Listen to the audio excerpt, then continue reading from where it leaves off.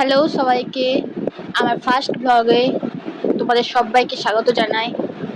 আজ সকাল সকাল উঠে পড়েছে, তার একটা কারণ আছে।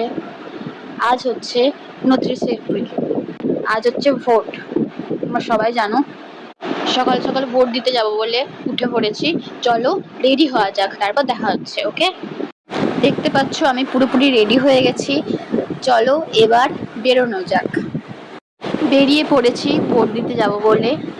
আমাদের এখানে প্রাইমারি স্কুল আছে, সেখানে ভোট হয়। তোমরা জানিও তোমাদের কাদের কোথায় কোথায় ভোট হয়। আমাদের বাড়ি থেকে 2 মিনিটের হাঁটা পথ, তাই হেঁটেই যাব। দেখতে পাচ্ছ মাও সাথে যাচ্ছে আমার। আমি আর মা সকাল করেই বেরিয়ে পড়েছি ভোট দিতে যাব বলে, কারণ যা রোদ গরম, তার উপর আবার ভিড় হয়ে যাবে। আমরা চলে এসেছি, দেখতেই পাচ্ছ অলরেডি লাইন পড়ে গেছে। কমই ভিড় আছে, তবুও আছে অনেকটাই। চলো লাইনে দাঁড়াই।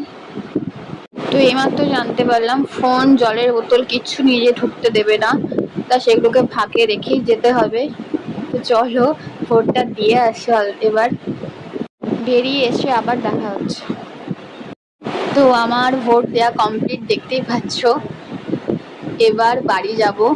মা অলরেডি চলে গেছে, মা হাঁটতে পারছে না বলে একজনের বাইকে চলে গেছে। চলো এবার আমি হাঁটতে হাঁটতে বাড়ি ফিরি। টাটা।